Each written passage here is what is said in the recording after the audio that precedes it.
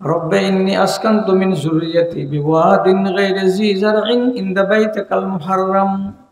হে আল্লাহ, আমি আমার স্ত্রীকে এবং দুধের বাচ্চাকে অত দূর প্যালেস্টাইন থেকে হেঁটে 15 দিনের রাস্তা অতিক্রম করে কাবার পাশে রেখে দিয়ে চলে গেলাম। এখানে বাড়ি নাই, ঘর নাই, জমি নাই, জিরাত নাই, কোনো একটা মানুষের বসতি নাই, এমন নির্জন জায়গাতে রেখে দিয়ে গেলাম। শেষ যেটা দোয়া, এই দোয়াটা এবার বলছি।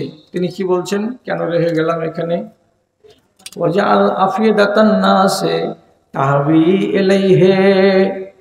আয় আল্লাহ, আমি কাবার পাশে যে রেখে দিয়ে গেলাম, এই কাবার পাশে সারা দুনিয়ার মানুষের মনটাকে টেনে দিও, সারা দুনিয়ার মানুষের ইচ্ছাটাকে কাবার সঙ্গে বেঁধে দিও, যাতে করে দুনিয়ার মানুষ এই জায়গায় আসার জন্য ব্যাকুল হয়ে থাকে, যাতে করে এদেরকে দেখার জন্য এবং এদের নিদর্শনগুলোকে চোখ দিয়ে দেখার জন্য সারা দুনিয়ার মানুষের মনটা টাঙা থাকে।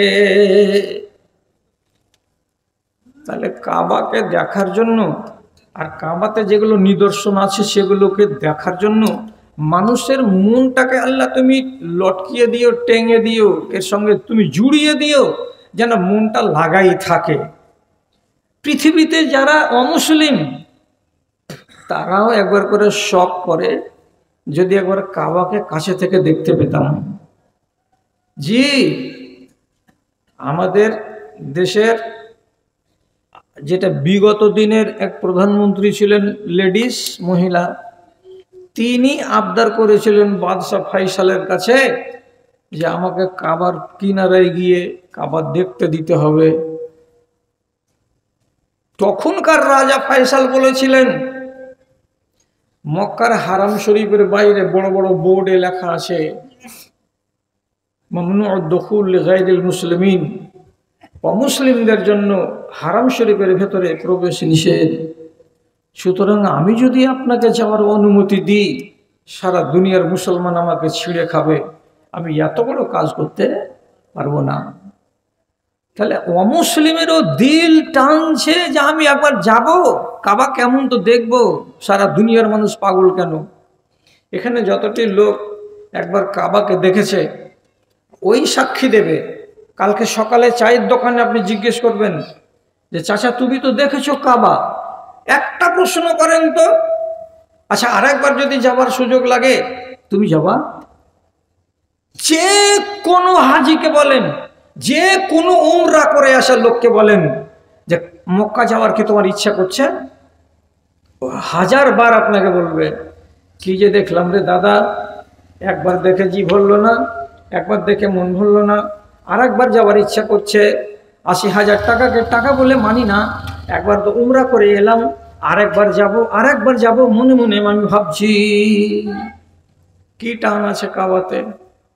তাহলে হযরত ইব্রাহিম যে বলেছিলেন, এ আল্লাহ দুনিয়ার মানুষের মনটাকে টেনে দাও, কার সাথে? তো কাবার সাথে। কাবাকে দেখার জন্য যেন এরা পাগল থাকে, আর কাবার সাথে সাথে কতগুলো নিদর্শন আছে সেগুলোকে দেখার জন্য যেন পাগল থাকে। কি কি নিদর্শন আছে? কি কি আছে? ওখানে জমজমের ইন্ধারা আছে, কেন হলো তার কাহিনী আছে। আবার ওইখানে সাফা মারওয়াকে 7 বার দৌড়াতে হয়, কেন দৌড়াতে হয়? তা আমাদের মা হাজেরা পানির জন্য দৌড়িয়েছিল সাফা আর মারওয়া, কয়বার? তো 7 বার। সেটাকে আল্লাহ তাআলা হজের রুকুন করে দিয়েছেন, তাহলে সেটা চোখে দেখতে পাবেন। যেটা মুজদালিফা, যেটা মিনা, যেটা আরাফা, যেটা যেখানে গিয়ে কুরবানি করতে হয় সেই জায়গা, এই জায়গাগুলোকে দেখতে গেলে প্রাণ জুড়িয়ে যাবে, প্রাণ জুড়িয়ে যাবে। এখন যদি ছবিতে আপনি কাবাকে দেখেন আর কাবার চারিদিকে মানুষের এমনি করে হাত উঠা এইরকম দৃশ্য দেখেন, তো দেখতে পাবেন শতকরা 100 জন লোকের ভেতরে 50 জন লোক দেখবেন ওর চোখ দিয়ে পানি ঝরছে, আর আল্লাহ তাআলাকে কি বলছে, আল্লাহ তাআলাকে কি বলতে আছে, কি আছে কাবার টান। তাহলে নবী ইব্রাহিম যেটা দোয়া করেছিলেন আল্লাহ রাব্বুল আলামিন এটা কবুল করে নিয়েছেন। আর একটা তিনি দোয়া করছেন আল্লাহ তাআলার কাছে, কি বলে? রব্বি জাআল হাযাল বালাদা আমিনা ওয়ারযুক আহলাহু মিনাস সামারাত। হে আল্লাহ তাআলা, এই দেশটাকে, এই শহরটাকে তুমি শান্তির শহর বানাও, এখানে যেন ঝগড়া না থাকে, ফাসাদ না থাকে, কাজিয়া না থাকে, মারামারি না থাকে, হানাহানি না থাকে, এমন সুখের এটাকে নগরী বানাও। এক। 2 নম্বর, মক্কার যতগুলো বাসিন্দা হবে, এখানে যতগুলো লোক বসবাস করবে, প্রত্যেকটা মানুষকে রব্বুল আলামিন তুমি ফলের রিজিক দান করিও। ভাত দিও এ কথা বলেননি, রুটি দিও এ কথা বলেননি, বিরিয়ানির খাবার দিও এ কথা বলেননি, হালুয়ার খাবার দিও এ কথা বলেননি। তিনি দোয়া করে বলছেন, আয় আল্লাহ, এখানকার নাগরিককে তুমি ফলের রিজিক দান করিও, এরা যেন সকাল আর বিকাল ফলের রিজিক খেয়ে বাঁচতে পায়। আল্লাহ, তাহলে শহরটা কি নিরাপদ? জি। কতটা নিরাপদ? আপনি ইহরাম গায়ে পরে যাবেন তো, ও কারণে হারাম শরীফের ভেতরে কোনো গাছের ডাল ভাঙতে পারবেন না, ও কারণে হারাম শরীফের ভেতরে কোনো জানোয়ারকে মারতে পারবেন না, ও কারণে হারাম শরীফের ভেতরে আপনি কোনো শিকারীকে তাড়া করতে পারবেন না। কোনো মানুষ যদি শিকার করে আর তাকে আপনি দেখিয়ে দিবেন যে এই দেখো চলে যাচ্ছে, খরগোশটাকে মারো, আপনি শিকারকে দেখিয়ে দিতেও পাবেন না। জি হ্যাঁ, এত আল্লাহ তাআলা নিরাপদ জায়গা করে দিয়েছেন। একটা মানুষ যদি একটা মানুষকে মার্ডার করে দেয়, তাহলে তার বদলে তাকে মার্ডার করে দিতে হবে, এটা শরীয়তের আইন। কিন্তু লোকটা মার্ডার করেছে একজনকে, আর করার পরে দৌড়ে পালিয়ে এসেছে কোথায়? তো মক্কা শহরে, হারাম শরীফের ভেতরে এসে ঢুকে গেছে। এবার আল্লাহর শরীয়ত কি বলছে? এটা হলো শান্তির জায়গা, এখানে অশান্তি করা যাবে না। লোকটাকে জানের বদলে মেরে দিতে হবে, জানের বদলে জান নেওয়া যাবে, ঠিক আছে, কিন্তু ওই মানুষটাকে টেনে জোর করে জবরদস্তি করে এখান থেকে বের করে নিয়ে যাওয়া যাবে না। অপেক্ষা করতে হবে অতক্ষণ যতক্ষণ পর্যন্ত লোকটা নিজে থেকে বেরিয়ে বাইরে না যায়, ততক্ষণ পর্যন্ত তার উপরে জুলুম করা যাবে না। কত এহতেরাম, কত সম্মান কাবার। ফলের রিজিক যারা হজ করেছে তারা জানে, আর যারা এখনো মক্কা দেখেনি তারা জানে না। মক্কার মাটিতে, প্রপার মক্কার মাটিতে খেজুর ছাড়া কোনো ফল পয়দা হয় না, নেই। শুধু খেজুরের বাগান আছে, এছাড়া আর দুনিয়ার যত ফল আছে একটাও পাওয়া যাবে না। কিন্তু কত সুখের দেশ সেটাকে আল্লাহ তাআলা বানিয়েছেন নবী ইব্রাহিমের দুয়ার বরকতে। আপনি সকালে গিয়ে মার্কেটে যাবেন, যদি দোমোহনার মার্কেটে 5 রিয়াল করে কিলো হয় সেব, হাজির হাটে 5 রিয়ালই হবে, 6 রিয়াল হবে না। এখান থেকে বাসুদেবপুর চলে যাবেন, ওখানে যদি সেবের রেট জিজ্ঞেস করবেন 5 রিয়ালই পাওয়া যাবে, 6 রিয়াল হবে না। সারাটা মক্কা শহরের ভেতরে কোনো জায়গাতে দুটা রেট আপনি দেখতে পাবেন না। এক। আর 2 নম্বর কথা, আরবে যারা যায় এবং আরবের যারা লোক, তারা ভাত যদি 100 গ্রাম খায় তো ফল তারা 300 গ্রাম খায়। এত বেশি ফল খাই, এত বেশি ফল খাই, কোথায় থেকে তারা পায়? আল্লাহর কসম খেয়ে বলছি, সারা পৃথিবীতে যে দেশে যেটা ফল জন্মগ্রহণ করে, সেখানকার লোকেরা বেশি টাকা কামাই করার উদ্দেশ্যে যেগুলো তাজা তাজা ফল, যেগুলো মোটা মোটা, যেগুলো আসল চুনা চুনা ফল, ওইগুলোকে তারা আরবের মাটিতে পাঠিয়ে দেয়। ওখানে যেতে গেলে তারা দাম বেশি পাবে। তার জন্য আমিও লোভী, বাংলাদেশ থেকে আমি কাঁচা সবজি পাঠাই। আমিও লোভী, ভারত থেকে ফুলকপি আর বেগুনগুলোকে পাঠাই। আমিও লোভী, দক্ষিণ আমেরিকার গুয়ানা শহর থেকে লম্বা লম্বা কলাগুলো যায়।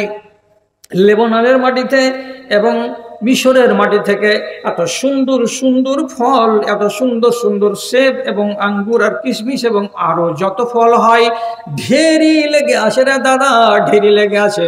রাবিশ ফল একটাও দেখতে পাওয়া যাবে না, থার্ড ক্লাসের ফল একটাও দেখতে পাওয়া যাবে না। হাই কোয়ালিটির ফল বাজারে বাজারে, দোকানে দোকানে অ্যাভেলেবল আছে। শুধু হাতে পয়সা থাকলেই হলো। যেখানকার লোকেরা ভাত পানি যদি কম খায় তো সব থেকে বেশি বেশি করে প্রত্যেকটা টাইমে টাইমে ফল চিবায়। কেন চিবাবে না? যদি হাটে যান, বাজারে যান, আমরা বহুদিন আগেকার কথা বলছি, এখন একটু বেড়ে হবে। এত বড়টা 5 কেজির একটা আঙ্গুরের বাক্স, 5 রিয়াল দাম। 5 রিয়ালে 5 কেজি। যদি খুল্লা নেবেন কেজি কেজি করে, তো খোলা মার্কেটে নেবেন তো সেটা হয়ে যাবে আপনার 6 রিয়াল করে কেজি। তো বেশি 2 রিয়াল করে কেজি, তাহলে বেশি হয়ে গেল। একটা খাঁচা কিনে নেবেন তো 5 রিয়ালে 5 কেজি আঙ্গুর আপনারা 7 জন মিলে খান না, কত সোজা। 5 রিয়ালের দাম কত বর্তমানে ভারতবর্ষের টাকাতে? 5 20 100 100 টাকা। কত ফল সেখানে আমদানি হচ্ছে। প্রত্যেকটা ফলের গায়ে আপনি দেখতে পাবেন লেবুল লাগানো আছে, এটা কোন দেশের ফল, এটা কোন দেশ থেকে এসেছে। এমনকি সকালবেলায় ঝিঙা কিনবেন, করলা কিনবেন, তার গায়েও দেখবেন ছোট ছোট লেবুল লাগানো আছে। এটা বাংলাদেশের নেই, এটা ইন্দোনেশিয়ার, আর না হয় এটা ভারতের। তাজা তাজা ফল সেখানকার মাটিতে আমদানি করা হচ্ছে আর সেখানকার লোকেরা খাচ্ছে। জি, তাহলে এটাও আল্লাহ তাআলার নবী ইব্রাহিমের দোয়া কবুল হয়ে গেছে। উনি আর একটা দোয়া করে বলছেন, আল্লাহ আমার বংশে তুমি নবী দিও। কি বললেন? আমার বংশে এই ধারায় তুমি নবী দিও। ওয়াবআস ফীহিম রাসূলান, এদের মধ্য থেকে রব্বুল আলামিন তুমি একটা নবী দান করিও।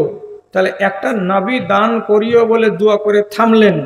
আবার আর এক জায়গাতে তিনি কি বলছেন আল্লাহকে দোয়া করে, ওয়াজনুবনি ওয়া বানিয়া আন না'বুদাল আসনাম, আমাকে বাঁচাবে, আমার ছেলে পেলেকে বাঁচাবে, ওরা যেন কোনোদিন মাটির প্রতিমার পূজা না করে, এরা যেন মাটির খোদার পূজাতে হাত না লাগায়। আমাকেও বাঁচাবে, আমার আল আওলাদকেও বাঁচাবে, এরা যেন কেউ মাটির প্রতিমার পূজা না করে। তাহলে কটা কথা বললেন? একটা হলো কি, আমার আওলাদকে মাটির পূজারি তুমি বানাবে না, এক। আর 2 নম্বর হলো কি, আমার এই বংশধারা থেকে তুমি নবী প্রেরণ করিও বা নবী দান করিও। এবার কথা হলো কি, আল্লাহ রাব্বুল আলামিন এই দোয়াটাকে কবুল করলেন না করলেন না, ভালো করে একটু সোজা ভাষাতে চিনবেন। আমি পড়াতে বলেছি 1 ঘন্টা নিব না, তার আগে আপনাকে ছেড়ে দেব। রসুল ইব্রাহিম, নবী ইব্রাহিম থেকে শুরু করে আমার নবী মুহাম্মদ সাল্লাল্লাহু আলাইহি সাল্লাম পর্যন্ত এর মাঝখানে আছে কাছাকাছি 24টা লোক। কজন লোক? 24 জন লোক আছে। আজারের বেটার নাম ইব্রাহিম, ইব্রাহিমের বেটার নাম ইসমাইল, ইসমাইলের বেটার নাম, তার বেটার নাম, তার বেটার নাম, করতে করতে করতে করতে করতে করতে নিচে চলে আসবে আমার নবী মুহাম্মদ সাল্লাল্লাহু আলাইহি সাল্লাম পর্যন্ত। মাঝখানে কতটি দাদকে পাওয়া যাবে? 24টা দাদকে পাওয়া যাবে। 24 জন দাদু গত হওয়ার পর আব্দুল মুত্তালিবের বেটা আবু তালেব, তার বেটা হলেন কে? নবী মুহাম্মদ সাল্লাল্লাহু আলাইহি ওয়াসাল্লাম। এবার আপনি বলেন, উনি যে দোয়া করে দিয়ে গেলেন যে আমার বংশের লোকেরা, আওলাদেরা যেন মাটির পূজা না করে, আপনারা কি জানেন যে আল্লাহ পাকের নবীর মা এবং তার বাবা এরা দুজন জান্নাতি না জাহান্নামী? কেউ একটা লোক বলেন, জান্নাতি না জাহান্নামী? জানেন না? রাসূলুল্লাহ নিজে হাদিসে বলেছেন, একজন লোক এসে বলছে যে আমার বাপ কোথায় আছে রসুল মরার পরে? তো রাসূলুল্লাহ বললেন তোমার বাপ জাহান্নামে। মনটা খারাপ হয়ে গেল, সাহাবী আমার বাপ জাহান্নামী, যেহেতু মুশরিক ছিল। মন যখন খারাপ হয়ে চলে যাচ্ছে, তখন রাসূলুল্লাহ ওই সাহাবীকে সান্ত্বনা দেওয়ার জন্য বলছেন, তোমার বাপ এবং আমার বাপ দুজনই জাহান্নামী। আহারে, দুজনই জাহান্নামী। মায়ের কথা, রাসূলুল্লাহ মায়ের কবরে গেছিলেন মাগফিরাতের দোয়া করার জন্য।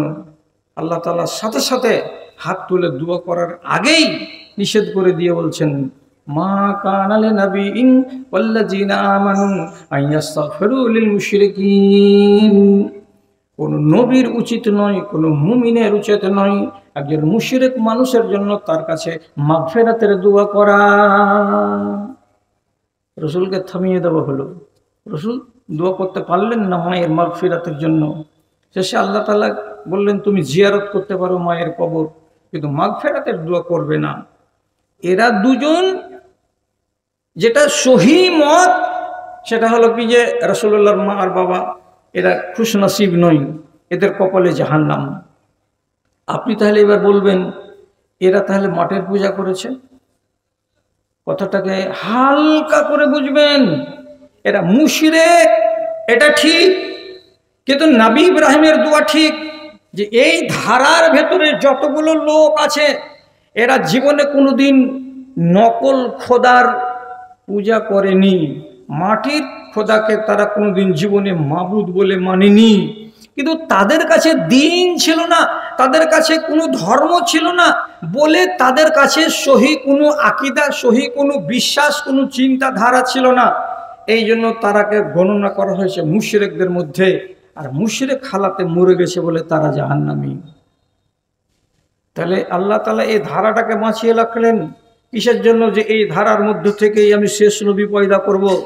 তাহলে আমার নবী যদি পয়দা হতেন মাটির পূজা করা লোকের কাছ থেকে, পেট থেকে, আর মাটির পূজা করা লোকের পৃষ্ঠ থেকে, তাহলে এটা আমার জন্য কলঙ্কের বিষয় হতো। আর হযরত ইব্রাহিম আলাইহিস সালাতু ওয়াস সালামের দুয়াটা যেন আল্লাহ তাআলা ঠিকঠাক করে কবুল করেননি, এটাই প্রমাণ হতো। কিন্তু মুহাদ্দিসিনে কেরাম আর দুনিয়ার মুফাসসিরিনে কেরাম বলছেন যে না, এই বংশের ভেতরে যতগুলো লোক আছে ধারাই, এরা মুশরিক হতে পারে বটে, কিন্তু এরা জীবনে মাটির পূজা করেনি, মাটির খোদাকে এরা আল্লাহ বলতে যায়নি। কিসের দৌলতে? নবী ইব্রাহিমের দুয়ার বরকতে। ছেড়ে দিন ওইসব কথা। তাহলে এটাও একটা দোয়া কবুল হলো। আর শেষবেলাতে হযরত ইসমাইলের ধারাতে প্রায় 2400 বছর, 2500 বছর, কিংবা অন্য মতে 2600 বছর পর মক্কার মাটিতে আল্লাহ রাব্বুল আলামিন নবী ইব্রাহিমের নসল থেকে নবী দিলেন কাকে? নবী মুহাম্মদ মুস্তাফা সাল্লাল্লাহু আলাইহি ওয়াসাল্লামকে। ওদিকে সারা এই সতীনের বাচ্চা ভূমিষ্ঠ হওয়ার পরে পরেই আল্লাহ তাআলা তার পেটে বাচ্চা দিয়ে দিলেন। ওর পেট থেকে একটা বেটা পয়দা হলো, সেটা হলো 92 বছর বয়সে। ইব্রাহিম নবী কত বছর বয়সে ইসমাইলকে পেয়েছিলেন? 89 বছর বয়সে। আবার ওই স্ত্রীর পেট থেকে একটা ছেলে পেলেন, তখন তার বয়স কত হয়েছিল? তো 92 বছর বয়সে সারার পেট থেকে একটা বেটা পয়দা হলো। রব্বুল আলামিন তার নাম রেখে দিলেন ইসহাক, ওটাও নবী। ওর ধারা থেকে নবী এসেছে অনেকগুলো নবী, অনেকগুলো নবী, আপনি নবী গুনতে পারবেন না, এত নবী এসেছে ওই ধারায়। সারার পেট থেকে ইসহাক, ইসহাকের পেট থেকে নবী যত এসেছে, এতটি নবী এ ধারাতে নেই, মাত্র একটা নবী আছে। ওখানে 50টা নবী যদি এসেছে, তো এই ধারাতে একটা নবী এসেছে। একটা নবীর ফজিলত 60টা, 70টা, 80টা নবীর ফজিলতের কাছে কিচ্ছু নয়, এটা অনেক উঁচুতে। তাহলে নবী ইব্রাহিমের এটাও দোয়া কবুল। এইবার কাবাকে নির্মাণ করলো দু বাপ বেটা। নির্মাণ করা যখন হয়ে গেল, তখন আল্লাহ রাব্বুল আলামিন বলছেন এ কাবাকে তো আবাদ করতে হবে, কাবাকে আবাদ না করলে হবে না। তখন আল্লাহ তাআলা নবী ইব্রাহিমকে বলছেন ওয়া আযযিন ফিন্নাসে, মানুষের সামনে গিয়ে ডাক দাও, জোর করে ডাক দাও। ইয়াতুকা রিজালান মিন ইয়াতুকা রিজালান ওয়া আলা কুল্লি দামিরিন ইয়াতিনা মিন কুল্লি ফাজ্জিন আমিক। তুমি যদি ডাক দাও, তোমার ডাক শুনে দূর দারাজ থেকে মানুষ পায়ে হেঁটে এই কাবাতে আসবে, অথবা কালো কৃষ্ণ রঙের উটের পিঠে চড়ে ওখান থেকে কাবার কাছে আসবে, এবং এমন এমন এমন দুর্গম জায়গা থেকে আসবে তুমি কল্পনা করতে পারবে না। ডাকো মানুষকে। তখন নবী ইব্রাহিম বলছেন আল্লাহ, আমি যে ডাকবো, তো আমার আওয়াজ এখান থেকে তো এই বিকোড়ের হাট পর্যন্ত যাবে না। তা আপনি যে বলছেন দূর এলাকা থেকে আসবে, পায়ে হেঁটে আসবে, উঠে চড়ে আসবে, এত দূরের লোক কি করে শুনতে পাবে আমার আওয়াজ? রব্বুল আলামিন বলছেন আলাইকান নিদাও ওয়া আলাইয়া আল বালাগ। তোমার কাজ হলো ডাক ছাড়া, আমার কাজ হলো পৌঁছে দেওয়া। তুমি ডাক ছাড়ো, কেমন করে পৌঁছাতে হবে সেটা আমি জানি। তোমাকে পৌঁছাবার দায়িত্ব দেওয়া হয়নি, তোমাকে আওয়াজ দিতে বলা হলো, তুমি লোককে আওয়াজ দাও। হযরত ইব্রাহিম আলাইহিস সালাতু ওয়াস সালাম মক্কার পাশে আবি কুবাইস নামক পাহাড়ের উপরে চড়লেন, আর চড়ার পরে একবারে জোর করে আওয়াজ দিয়ে বলছেন ও লোকেরা, যারা যারা আমার আওয়াজ শুনতে পাচ্ছ, তোমরা কাবার জিয়ারতের জন্য এসো। কাবা তোমাদের অপেক্ষায় আছে। কাবাকে নতুন করে নির্মাণ করা হয়েছে। কাবার জিয়ারত করো এবং তওয়াফ করে তোমরা ধন্য হও।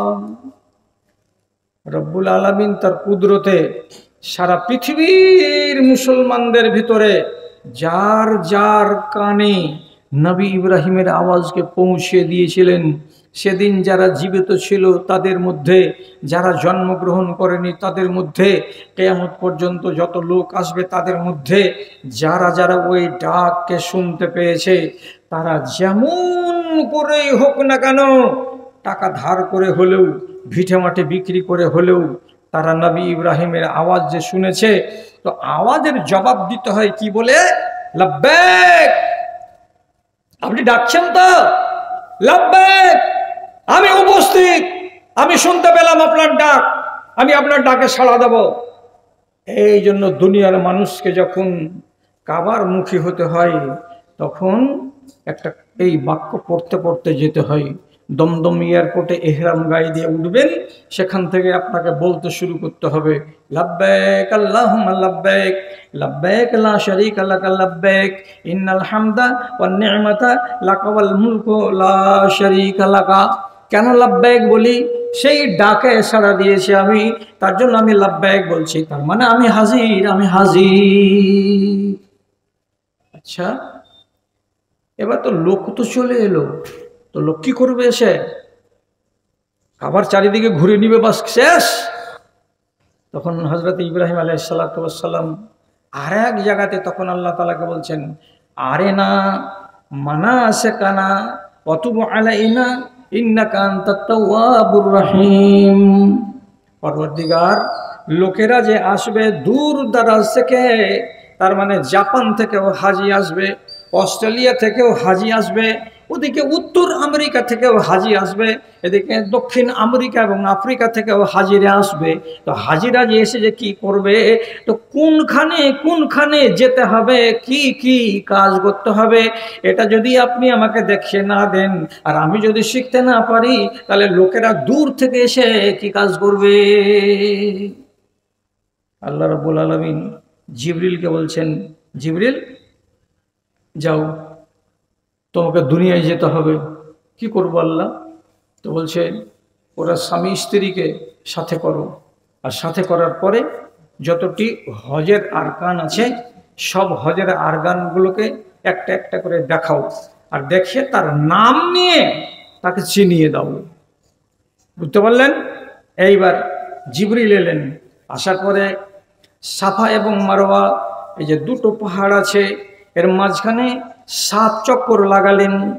7 চক্কর লাগাবার পরে ইশারা করে বলছেন, এটা আপনাকে করতেই হবে, এবং আপনার পরে যারা আপনার ছেলেপিলেরা আসবে তারাকেও করতে হবে। এটা কিসের নিদর্শন?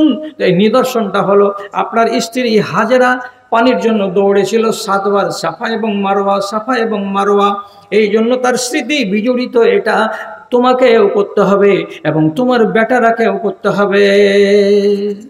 1, 2 নম্বর, হযরতে হাজেরা আমাদের মা 7 চক্কর দেওয়ার পরে শিশু শুয়ে আছে ইসমাইল, হয়তো বাচ্চা মরল নাকি, দৌড়ে এসে দেখতে এসেছেন।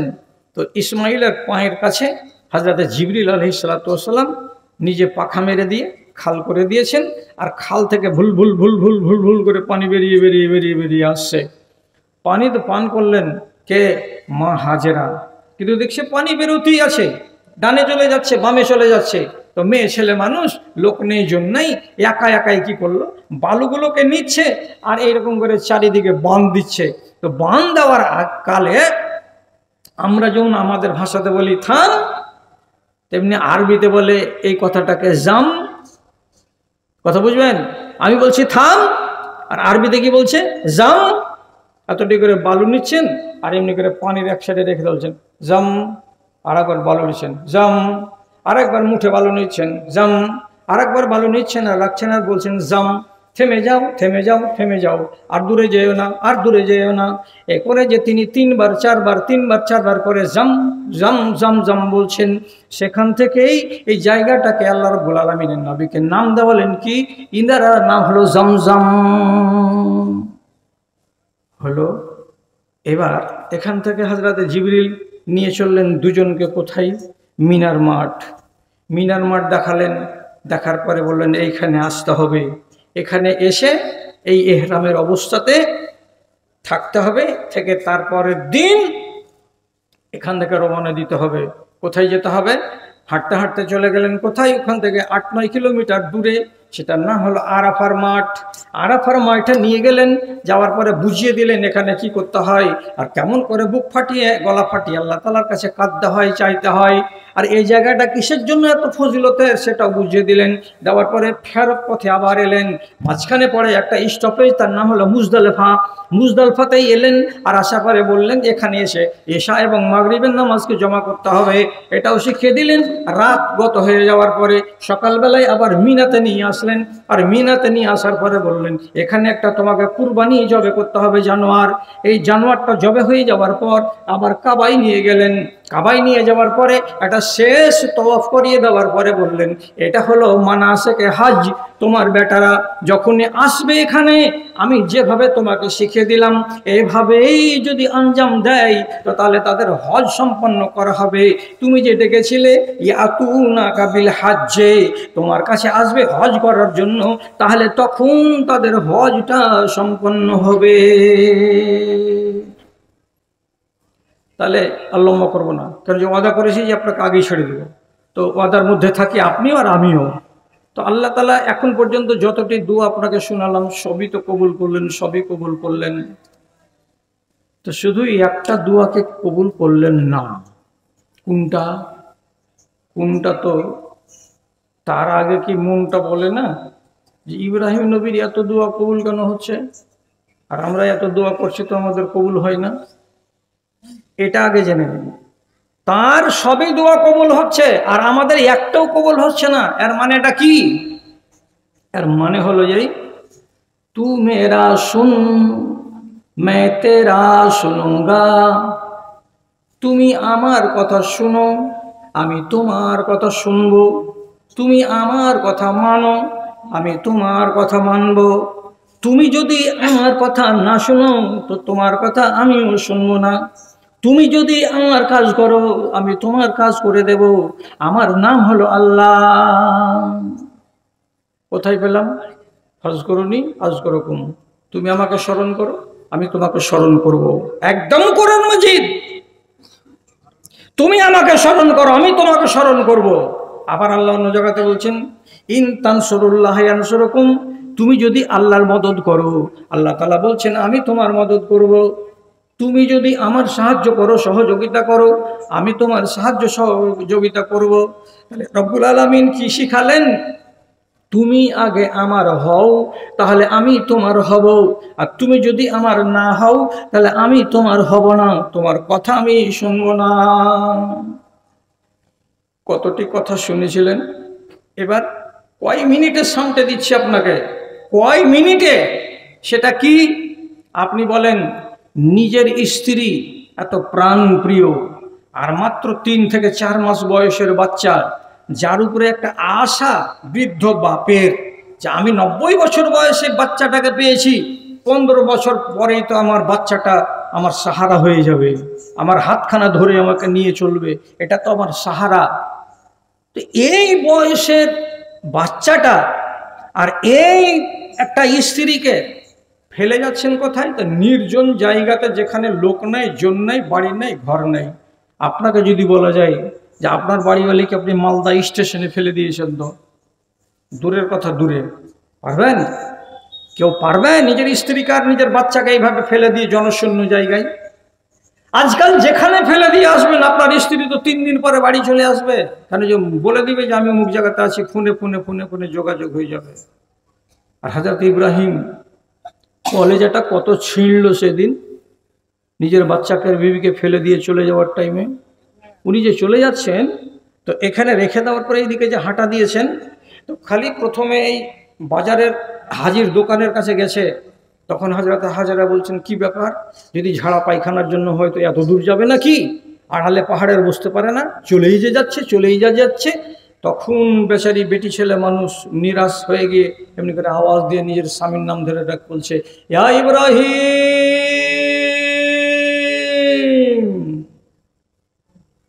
কোথায় যাচ্ছ? তখন হযরত ইব্রাহিম ঘুরে দাঁড়ালেন এদিকে মুখ করে। কি জবাব?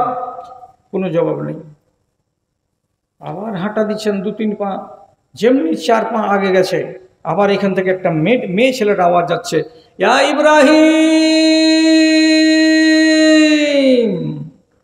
আইনা তাযহাবু, ইব্রাহিম স্বামী কোথায় চলে যাচ্ছ? দেখে তো মনে হয় না যে তুমি বাথরুমে যাচ্ছ। আমাকে ফেলে দিয়ে, এই বাচ্চাটাকে ফেলে দিয়ে এদের প্রতি কি তোমার একটু দয়া নাই? যে বাচ্চাকে পাওয়ার জন্য তুমি আল্লাহর কাছে আকুলি বিকুলি করছিলে, আল্লাহ তোমার আকুলি বিকুলি দেখে এই বাচ্চাটাকে চাঁদের মতো সুন্দর ছেলেটাকে দিয়েছেন।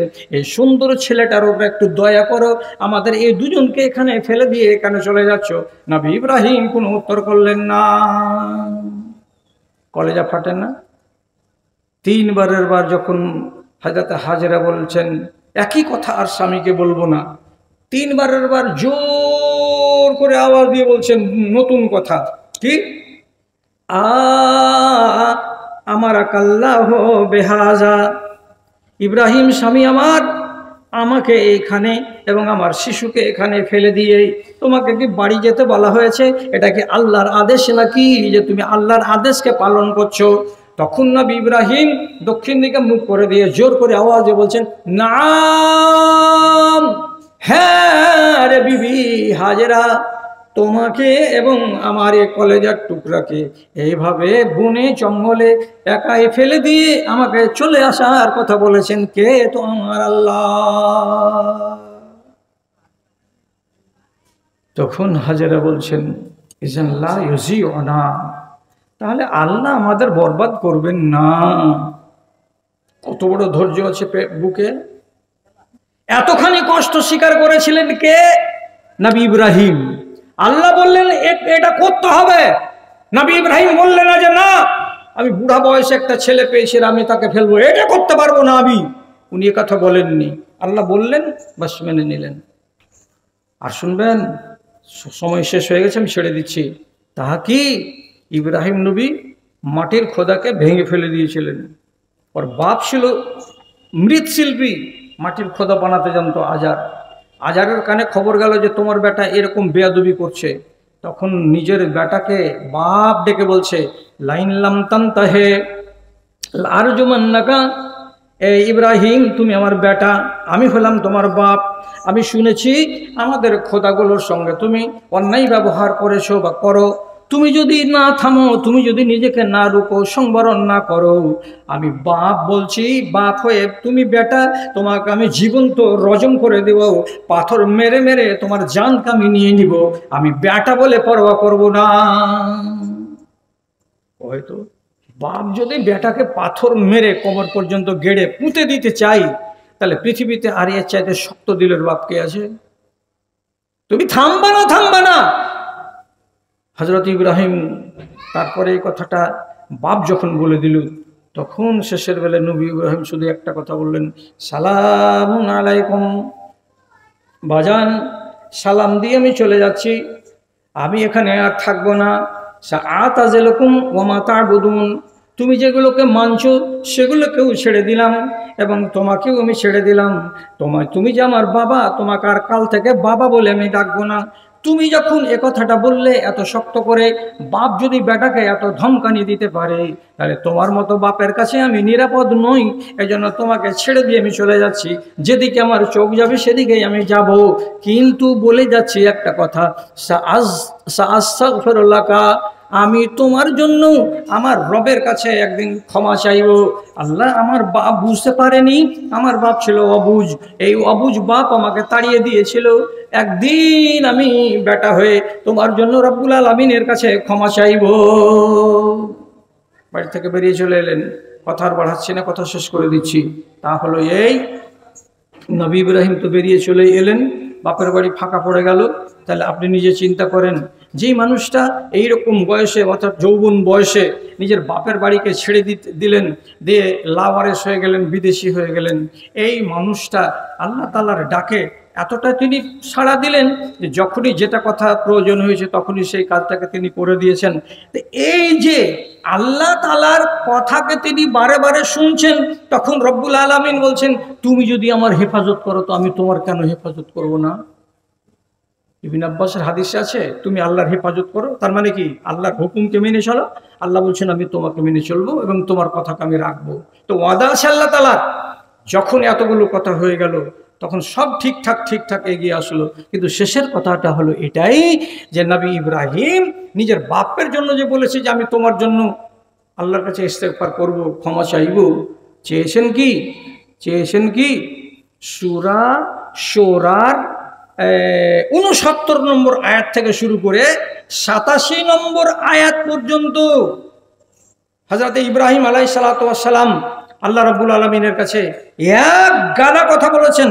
তার ভেতরে শেষের বেলায় যে বলছেন আল্লাহ তাআলাকে, ওয়াগফির লি আবি ইন্নাহু মিনাজ জাল্লিন, হে আল্লাহ তুমি আমার বাপকে ক্ষমা করে দাও। আমার বাপ হলো একটা গুমরাহ, আমার বাপ হলো পথভ্রষ্ট, তোমাকে চিনেনি, তোমাকে জানেনি, এই জন্য আমি ছেলে নবী হয়ে তোমার কাছে ক্ষমা চাইছি। কার জন্য? তোমার বাপের জন্য। আল্লাহ তুমি আমার বাপকে ক্ষমা করে দাও। তো ক্ষমা তো চেয়েছেন, তো গোড়াতে আমি কি বলেছিলাম আপনাকে, নবী ইব্রাহিমের আজকে 10টা দোয়া বলবো, তো তাড়াহুড়া করে কি করলাম না, অনেকগুলো কথা থেকে গেল, 1 ঘন্টার ভিতরে সামটাবার কথা। তো কিয়ামতের দিন হবে ফয়সালা। দুনিয়াতে বাপও মরে গেছেন, বেটাও মরে গেছেন, কেউ দুজনের বেঁচে নাই। যেদিন কিয়ামত হবে সেই দিন কিয়ামতের যখন দুরবস্থা দেখবে আর বিপজ্জনক সিচুয়েশন যখন সামনে দেখা দিবে, তখন আজারের মতো বাপ খেপা পাগলের মতন দৌড়াতে এসে খাড়া হবে কার সামনে? তো নিজের বেটা ইব্রাহিমের সামনে, দিয়ে বলবেন, বাজান আই বাঁচিয়েলে বাপ, বাঁচিয়েলে আজকে। তখন রব্বুল আলামিনের সামনে হযরত ইব্রাহিম আলাইহিস সালাতু ওয়াস সালাম একজন নবী হয়ে বাপ মুশরিকের জন্য সরাসরি যে বলবেন, আই আল্লাহ আমার বাপ আমার কাছে প্রাণ ভিক্ষা চাইছে, তুমি একে নাজাত দাও। আল্লাহ আমার বাপকে যেন আগুনে পুড়তে না হয়। তো তারপরে হযরত ইব্রাহিম আর একটা দোয়া করে দিয়েছেন, কি? ওয়ালা তুখজিনি ইয়াউমা ইউবাসুন, যেদিন কিয়ামত কায়েম হবে আল্লাহ সেদিন তুমি আমাকে অপমান করিও না। আল্লাহ তুমি আমাকে অপমান করিও না। আল্লাহ তাআলা বলছেন, আরে তুই এত বড় নবী, তোকে আমি খালিল বলেছিলাম, খালিল মানে বন্ধু, খালিল বলেছিলাম, তো তুই হলি এত বড় নবী যে খালিল, তুই আমার বন্ধু, আর তুই আমাকে বলছিস যে আমার বাপকে বাঁচাও, আবার তুই দোয়া করছিস আমার কাছে কি যে আল্লাহ তুমি আমাকে অপমান করিও না। তাহলে কি করবো এবার? তোর মুশরিক বাপকে বলবো যে যা জান্নাতে যা? এটাও তো আমার আদলার ইনসাফের উল্টো কথা। যদি তোমার চোখের সামনে বাপকে জাহান্নামে দিয়ে দিই তো তোমার মন জ্বলবে, প্রাণ জ্বলবে, বড় কষ্ট লাগবে যে আমার বাপ জাহান্নামে চলে গেল, তো তোমাকে তো অপমান করলাম, কি হবে এবার? আল্লাহ রাব্বুল আলামিন কি করলেন? বুখারী শরীফের হাদিস, সাথে সাথে জিবরিলকে যে বলবেন, জিবরিল যাও, যেখানে আমার ইব্রাহিম দাঁড়িয়ে আছে এবং তার সামনে তার বাপ ভিজা মানে ছাগলের মতো দাঁড়িয়ে আছে, লাড়ু সাড়ু হয়ে দাঁড়িয়ে আছে, যে আল্লাহ কি হবে, এইরকম জায়গা থেকে আমি যেটা বলে দিচ্ছি সেটা করে দাও। হযরত জিবরিল এলেন, আসার পরে বলছেন, আপনি আপনার বাপকে জান্নাতের জন্য আল্লাহর কাছে দরখাস্ত করছেন? জি হ্যাঁ। তো অসম্ভব কথা আপনি যে বললেন, এটা কেমন করে হয়? তখন জিবরিল বলছেন, আপনি আপনার চোখটাকে একবার আপনার বাপের দেহের উপর থেকে সরিয়ে অন্যদিকে করেন তো। আপনার বাপের উপরে যেন চোখ না থাকে, আপনি অন্যদিকে করেন চোখটা। তখন নবী ইব্রাহিম বাপের উপর থেকে চোখকে সরিয়ে একটা মিনিটের জন্য, আধখানা মিনিটের জন্য উপর দিকে করে দিলেন চোখ দুটোকে। আর যেমনি উপর দিকে করা হলো, সাথে সাথে হযরতে জিবরিল কি করলেন, ফাইজা বে জিবইন মুতালাত্তিখিন বিদামিন বাইনা রিজলাইহি। আবার যখন চোখ দুটাকে নিচু করেছেন, দেখতে পাচ্ছেন তার পায়ের গোড়াতে, অর্থাৎ ইব্রাহিম আলাইহিস সালাতু ওয়াস সালাম নিজের দুই পায়ের মাঝখানে দেখতে পাচ্ছেন বাপ খাড়ো নাই, ওখানে একটা শিয়াল থেকে ছোট আর বিজি থেকে বড় একটা এমনই জানোয়ারটার গোটা গায়ে যেন চামড়া নাই, কেমন যেন রক্ত লেগে লেগে জমাট বেঁধে বেঁধে আছে। খাল খিঁচে নিতে গেলে গাটা যেমন দেখায় একটা পশুর, ওই রকম খাল টেনে দেওয়া পশুর মতো তার গায়ে জায়গায় জায়গায় রক্ত লেগে লেগে আছে, আর একটা পশু তার পায়ের মাঝখানে দাঁড়িয়ে আছে। এটা দেখে নবী ইব্রাহিমের মনটা যেন আচম্বিত হয়ে গেল, আমার পায়ের তলায় এটা কি পড়ে আছে। তিনি ঘেন্না ভরে পায়ের দিক দিয়ে এমনি করে একটু করে ইশারা করে দেবেন কিংবা লাত মেরে দেবেন যে আমার পায়ের তলায় এটা কি আছে। সঙ্গে সঙ্গে যেমনি ঘৃণা ভরে তিনি লাত দিয়ে সেটাকে হটাবের ইচ্ছা করবেন, আল্লাহ রাব্বুল আলামিনের ফেরেশতা সাথে সাথে ওই জানোয়ারটার লেজটাকে ধরে নেবেন। আর লেজটাকে ধরে নেওয়ার পরে চোখের সামনে এমনি এমনি করে একবার দুইবার তিনবার ঘোরাতে ঘোরাতে আর একবার ছেড়ে দিবেন। আর যেমনি ছেড়ে দেবেন, উঠতে উঠতে উঠতে উঠতে 500-700 1 কিলোমিটার দূরে গিয়ে দুম করে পড়ে যাবে ওই জানোয়ারটা। যেমনি জানোয়ারটা পড়ে যাবে, তখন হযরতে জিবরিল আলাইহিস সালাতু ওয়াস সালাম বলবেন, হে নবী ইব্রাহিম, আপনার বাপকে যদি আপনার চোখের সামনে এই হাত আর পা ওয়ালা করে জাহান্নামে দিতাম, তাহলে আপনার মনটাতে বড্ড কষ্ট হতো। আর আল্লাহ রাব্বুল আলামিন আপনার বাপ যে মুশরিক, তাকে যদি জান্নাতে দেন তো ইনসাফ বিরোধী কথা হবে। এই জন্য আপনি যেমন একটা ফাঁফরে পড়ে আছেন, তেমনি আপনাকে নিয়ে আল্লাহ রাব্বুল আলামিন ভাবছেন কি করা যায় কি না করা যায়। তার জন্য মধ্যম রাস্তাটা করা হলো কি, এটাই হলো আপনার বাপ। 1 মিনিটের ভেতরে তার চেহারাকে বদল করে দিয়ে একটা বিজির আকার দিলাম। আর বিজিটাকে আপনি যখন ঘৃণা করে লাত মারলেন, আমি তার লেজটাকে ধরে এমনি করে চালিয়ে দিলাম। এটাই হলো আপনার বাপ। আপনার বাপ জাহান্নামে পৌঁছে গেছে। কবুল হয়নি, একটা দোয়া কবুল হয়নি নবী ইব্রাহিমের। তাহলে কেন হয়নি? এই জন্য যে সে মুশরিক হয়ে মারা গেছে। বাবারা, দাদারা, ভাইয়েরা, আপনারাকে ঠকে নিলাম। কেমন করে ঠকে নিলাম? আগে ছেড়ে দেবো 1 ঘন্টার বলেছিলাম, 4টা মিনিট হাতে টাইম আছে। এবারে 4টা মিনিটের ভেতরে পহিলা নম্বর কাজ হলো আমার সাথে আপনাকে হাতটা মিলাতে হবে। পালাইছি না ভাই, 1 মিনিট তো ছেড়ে দিয়েছি, কি করবো? তো ওখানে যে আগে তোমার হাতখান ধরবো? হ্যাঁ, কি বলছি, আপনি আমার হাতখানে হাত ঠেকাবেন না। ঠেকাবেন তো কিছু লিয়া ঠেকান, তাও ভালো, আর খালি হাত ঠেকাবেন তাও ভালো।